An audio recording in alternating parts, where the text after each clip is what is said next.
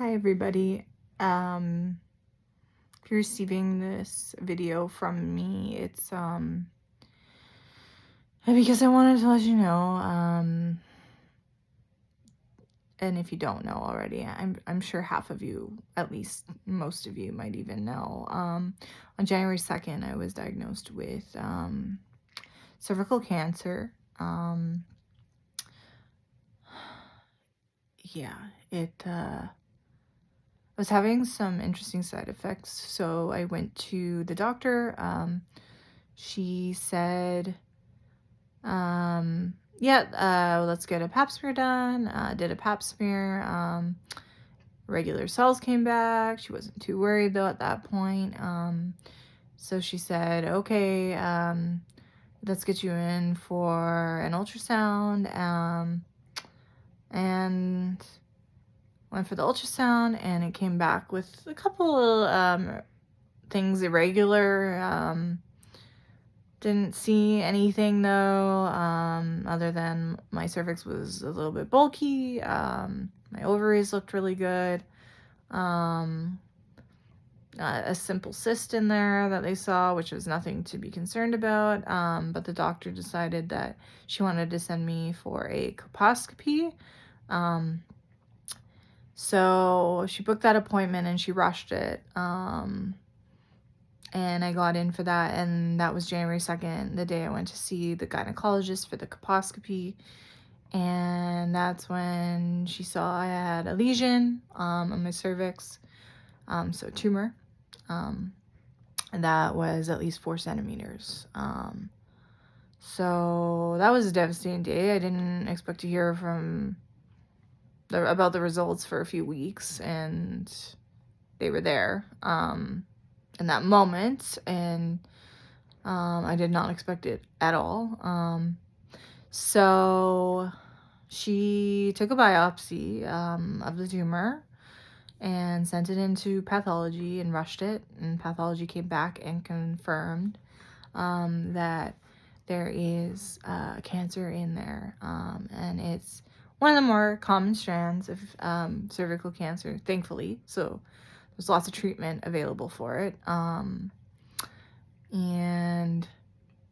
that it's HPV related. One of the more common HPV strands. So that was a little bit difficult to hear. I guess, I've gone for regular pap smears my whole life as an adult. Never once did I realize or was told that HPV was not a part of the pap smear. I assumed it was. And nor did I know that HPV could lay dormant in your system for up to 20 years. So I don't know when I would have gotten it. I don't know why any doctor didn't test for HPV. It's apparently not a common practice amongst doctors. So that really sucked. There was no vaccine when I was in school, so I guess, there's maybe a bunch of people in my generation know you need to ask for HPV testing when you get a pap smear, but that was not something I was aware of. So there's a lack of knowledge and understanding there, and I feel the medical system has failed me and other women, specifically, in this area, because this could have been completely preventable. But here we are, and we have to deal with it. Dr. Pin, my gynecologist, who is going to be part of my healthcare team and helping me through treatment, she got me in for an MRI, which I went for on January 10th. Got in, did that, results came back next day. The purpose of the MRI was to see if the cancer had spread into any of my abdominal or pelvic organs, such as my bladder, my rectum, my stomach, kidneys, everything in that area. And it hadn't spread to any of those, which is really good news. But it has spread to some of my pelvic lymph nodes, which means that it is starting to spread at the very least. I don't know if any of you know what your lymph nodes do, but basically, if cancer travels to your lymph nodes, it travels through all the lymph nodes and can spread everywhere, which isn't very good. So I still had to wait a few more weeks, a lot of weeks for my PET scan, which is today, February 6th. It's done already. I'm home. It's late at night. But the purpose of the PET scan is they inject you with sugar. Cancer loves sugar. And then they inject you with some sort of dye.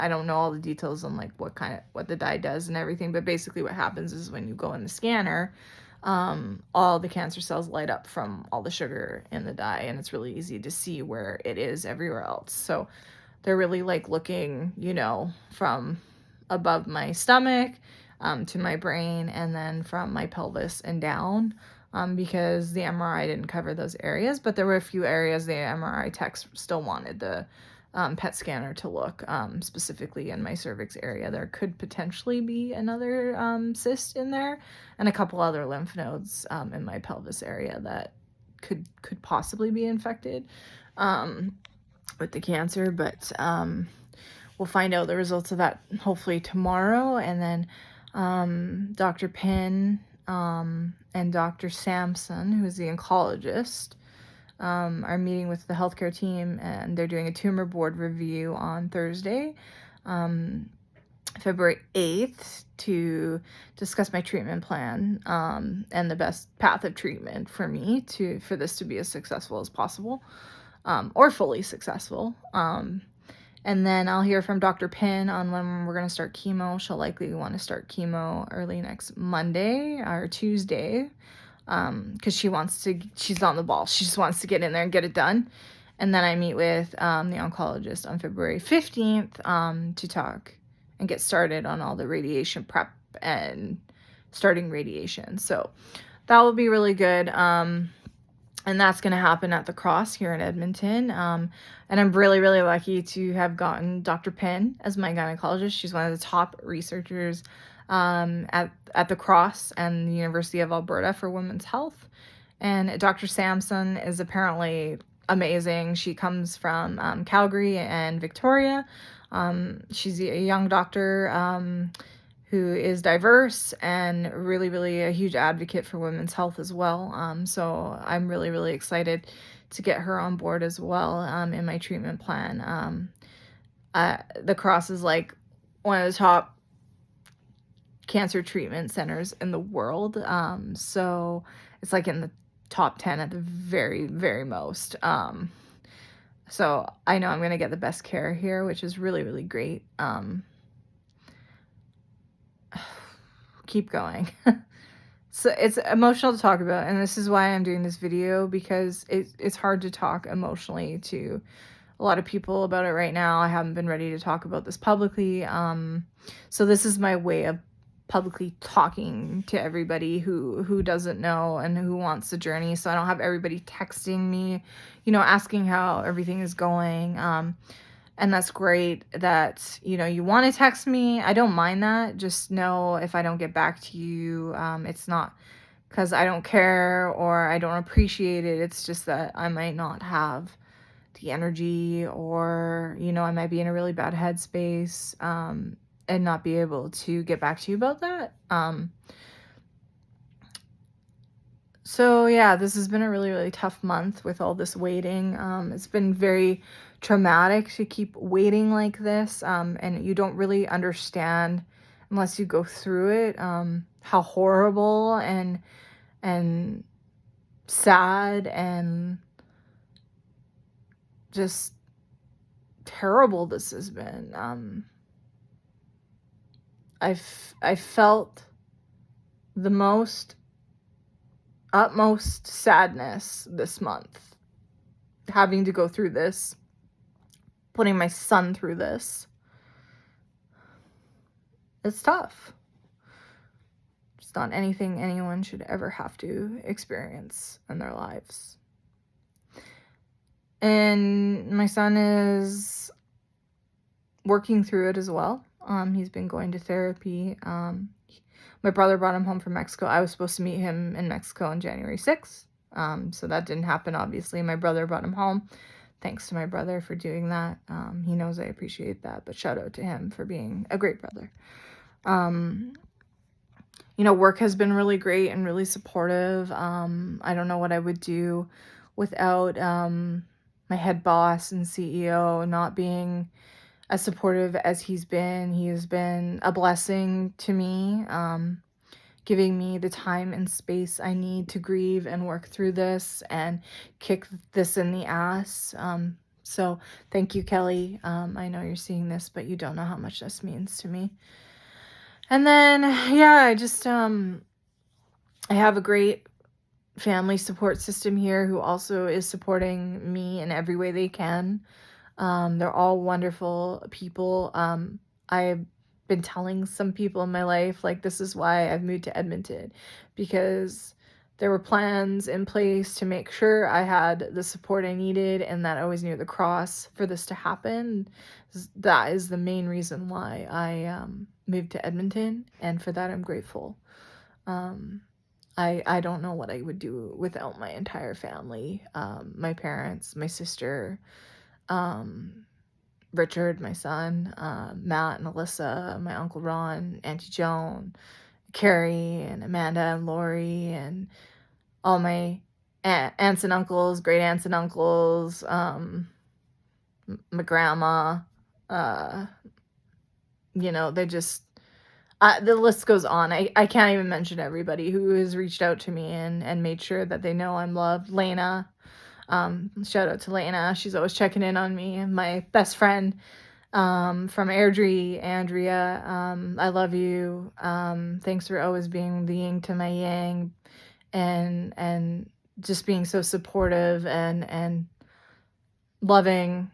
You're the most amazing human being I've ever met, and our journeys are so very different right now. But I couldn't be luckier to have a friend like you. My other friends that have been supportive and have me in their thoughts, you guys are the best. Allie, shout out to you.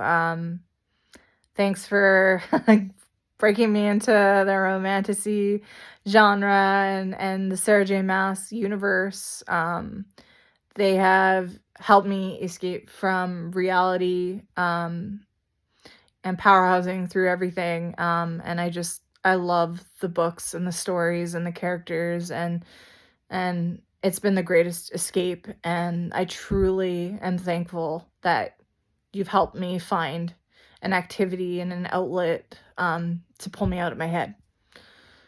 So thank you for that. And Dawn and Sierra and Paul, Sean, Chris, you guys rock. Thanks for checking in on me, supporting me, having my back. You guys everybody is my hero right now for stepping up and being the all-stars that you are. Thank you so much through all this. So I could keep going if we want, but I think that's probably enough for now. I gotta wait for these results. I gotta wait to hear what stage I'm at, my treatment plan, and then I'll keep you guys in the loop on what's going on, so I don't have everybody texting me asking what's the scoop, what's the news. I'll just post it on here, so check for updates, and I'm gonna keep this channel probably private, but please go ahead and send it to anyone who knows me and wants to follow this journey as well. Thanks, guys, so very much.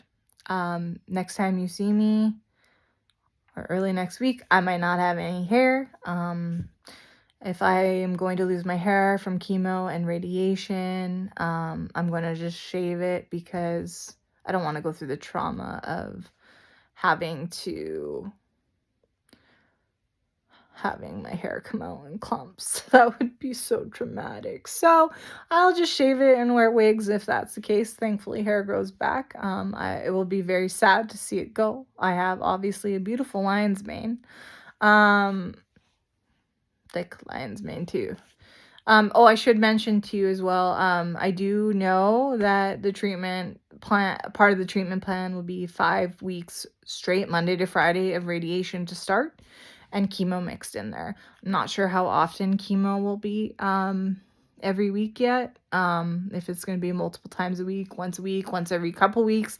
I'm not sure yet. But either way, treatment's not going to be fun. I'm not going to be feeling good. Lots of side effects to it that I'm not looking forward to, but I just want to tackle this and kill this, and fuck you, cancer. That's all I got to say. Fuck you. So anyway, excuse my mouth to the adults there. But it's true.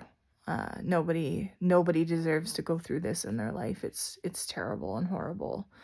But yeah, once the tumor has shrunk enough from radiation, then I can get a hysterectomy once the doctor feels that a lot of the cancer has been eradicated, and then we can remove my cervix, and that'd be great. I'm not devastated by that. I'm done having kids. I'm okay with that.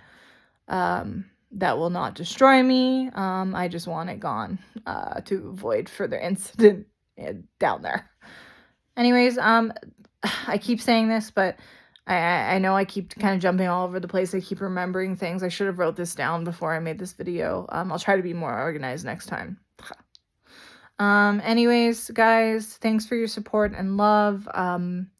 Couldn't do this without you all. Keep me in your thoughts. Feel free to reach out. If I don't answer, I will get back to you eventually. It just might not be right away, depending on if I'm treatment and how I'm doing. So thanks again. Much love.